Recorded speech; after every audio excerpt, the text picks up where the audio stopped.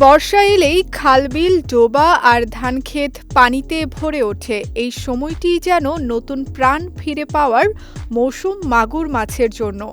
বছরের বেশিরভাগ সময় সীমিত জলাশয়ে থাকলেও ভারী বৃষ্টির পর তৈরি হওয়া পানির সংযোগপথ ধরে তারা নতুন এলাকায় ছড়িয়ে পড়ে। তাই প্রকৃতির এই মৌসুমের জন্যই যেন সারা বছর অপেক্ষা করে মাগুর মাছ। মাগুরের সবচেয়ে বিস্ময়কর বৈশিষ্ট্য হলো এটি শুধু পানিতেই নয়, প্রয়োজন হলে ডাঙাতেও চলাচল করতে পারে। বিশেষ শ্বাসযন্ত্রের কারণে বাতাস থেকে অক্সিজেন গ্রহণের সক্ষমতা থাকায় শরীর আর্দ্র থাকলে কিছু সময় পানির বাইরে বেঁচে থাকতে পারে। বুকের পাখনার সাহায্যে শরীর টেনে ভেজা মাটির উপর দিয়ে এক জলাশয় থেকে আরেক জলাশয়ে চলে যায়। এই কারণেই একে ওয়াকিং ক্যাটফিশ বলা হয়।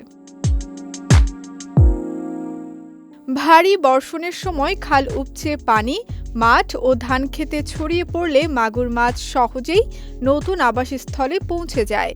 বিশেষ করে রাতের অন্ধকার ও ভেজা পরিবেশে এদের চলাচল সবচেয়ে বেশি দেখা যায়।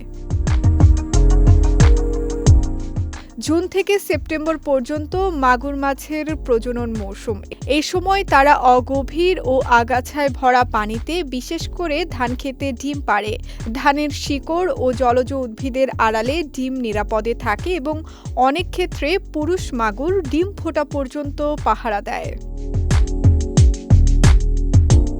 কৃষকদের কাছেও মাগুর মাছ উপকারী, কারণ এটি ধানক্ষেতের বিভিন্ন ক্ষতিকর পোকামাকড়, কীটপতঙ্গ ও কেঁচো খেয়ে প্রাকৃতিক ভারসাম্য রক্ষায় ভূমিকা রাখে।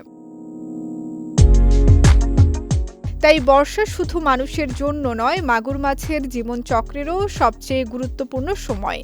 বৃষ্টি তাদের জন্য নতুন আবাস, খাদ্য ও প্রজননের সুযোগ তৈরি করে, আর এই কারণেই সারা বছর যেন বর্ষার অপেক্ষায় থাকে এই ব্যতিক্রমী মাছ। বিজয় টিভি নিউজ ডেস্ক।